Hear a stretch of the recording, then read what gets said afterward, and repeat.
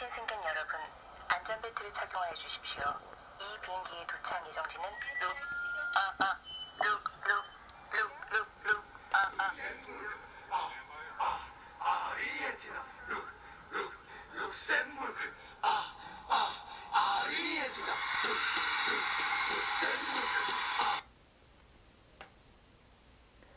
네, 11월 14일 목요일 밤을 잊은 그대 본 내용 진행하도록 하겠습니다.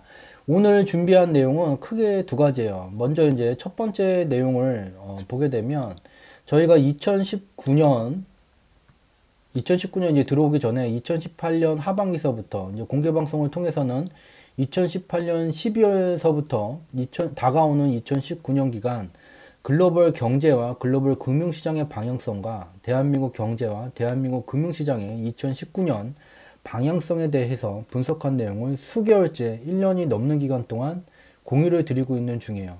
그래서 그 분석 결과는 2018년 12월에 공유드린 그 분석 결과는 2019년 기간 글로벌 경제의 주요한 국가들은 인플레이션의 시절로 접어들게 되고 글로벌 금융시장은 상방의 방향성을 갖게 된다.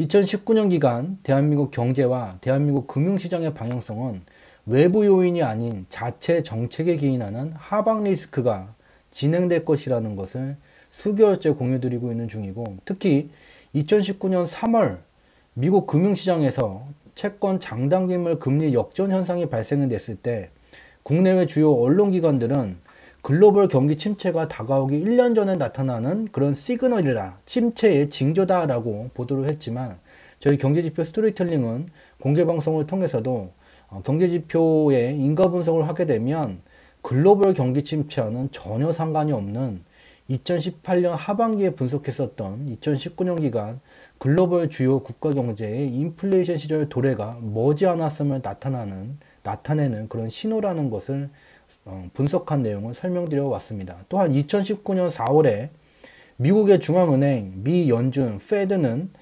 언론을 통해서 보유자산 매각을 조기 종료하겠다라고 이제 발표를 했어요. 국내 주요 언론기관들은 그 내용만 이제 보도하고 그런가 보다 하고, 어떠한 분석기관도 이게 어떠한 의미를 갖는지에 대해서 분석한 바가 없습니다. 그렇지만 저희 경제지표 스토리텔링은 언론을 통해서 그와 같은 미 연준의 보유자산 매각 조기 종료라는 내용을 접하자마자 거의 실시간으로 이것이 어떠한 방향성을 만들게 될지를 지속적으로 분석드려 왔었고, 2019년 8월 미 연준이 보유자산 매각을 조기 종료한 그 시점을 바탕으로 주요한 국가들이 인플레이션의 시절이 격화가 되고 주요한 국가의 현물시장, 주식시장의 상방의 방향성이 강화가 되는 제2차 유동성 장세와 제2차 대세 상승기가 진행이 된다는 것을 설명드려 왔습니다. 또한 2019년 4월 이후로는 글로벌 금융시장에 참가하는 주요한 투자기관들이 포트폴리오의 변화를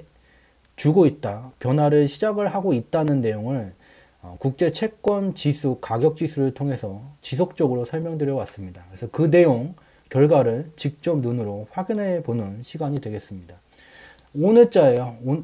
어제예요. 2019년 11월 13일 파이낸셜 뉴스라는 데에서 이제 보도한 내용을 보게 되면 뱅크 오브 아메리카 메릴 린치가 매 월마다 전 세계 주요 펀드 매니저들에게 이제 설문을 실시를 하게 돼요. 그래서 얼마 전까지는 경기 침체 우려에 대한 그런 설문 결과가 많았었는데, 10월 달에 진행한 전 세계 주요 펀드 매니저들에 대한 설문을 보게 되면 영어로는 이제 FOMO라고 이제 약자로 표기하게 돼요. 그래서 뭔 말이냐면 상승장에 편승하지 못할지도 모른다는 두려움이 존재한다.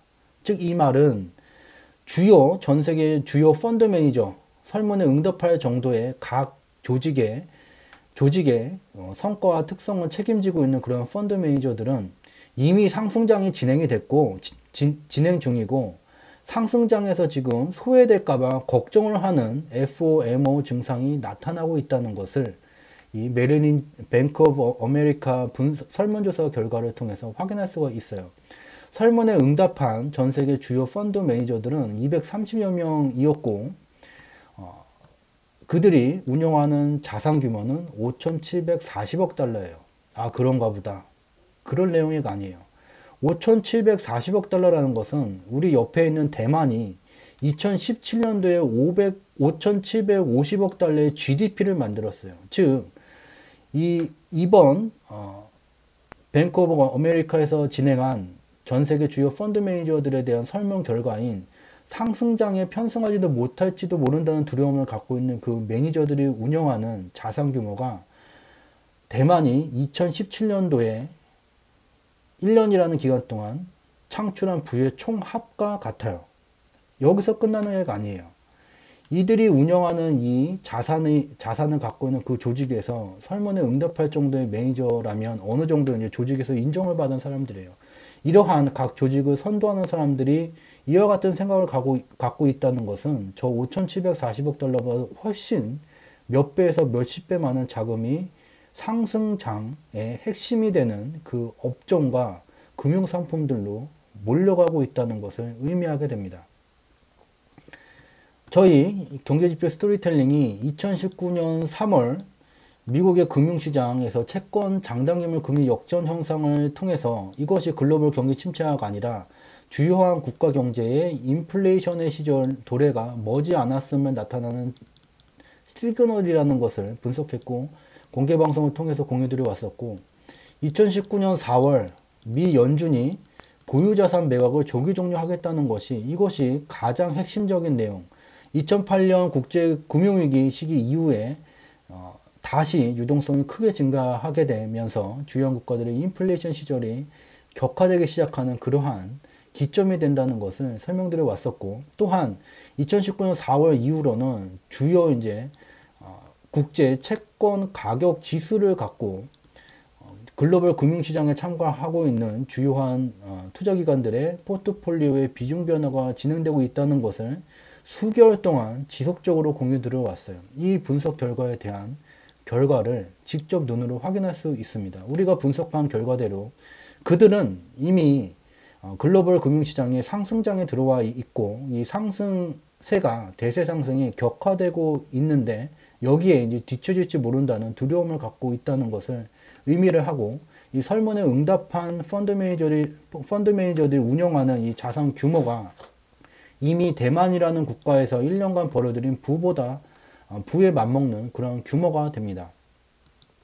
그래서 내용을 좀 더 살펴보게 되면 2019년 10월 기준으로 이제 미국의 인플레이션율 물가가 발표가 됐어요. 그래서 전월보다 이제 0.1% 상승한 1.8%가 됐죠. 이게 또 그런가 보다 그러고 지나갈 일이 아니에요. 2019년 8월에 미 연준이 보유자산 매각을 조기 종료를 했어요. 이 보유자산 매각, 중앙은행이 들고 있는 보유자산을 시중에다가 이제 매각을 하게 되면 이 가격만큼의 유동성이 중앙은행으로 흡수가 되면서 유동성이 줄어들게 돼요. 근데 미국을 보게 되면 미국의 미 연준은 2016년도에 미국을 건국한 이래 최대로 많은 보유자산을 보유를 했고 현재까지 거의 절반이 넘는 수준의 보유자산을 매각했어요. 그렇기 때문에 미 달러 유동성이 급격하게 줄어들어 왔었고 미달러 가치 강세 현상이 2016년도 이래 현재까지 지속되고 있던 중이었어요. 즉 미국이라는 경제가 활성화되기 위해 필요한 이 적정 수준의 유동성이 필요한데 머니터리 리퀴디티가 필요한데 여기에 이제 미 연준이 보유자산을 매각하게 되면서 이 유동성이 유실되는 현상이 발생되어져 왔어요. 이것을 2019년 8월에 이 구멍을 미 연준이 땜빵을 한 거예요. 땜빵을 하고 9월서부터 지속적으로 기준금리를 인하를 하고 또 10월서부터는 단기 유동성 공급을 적극적으로 늘리고 있는 중이에요. 다시 유동성을 채워가고 있는 중이죠.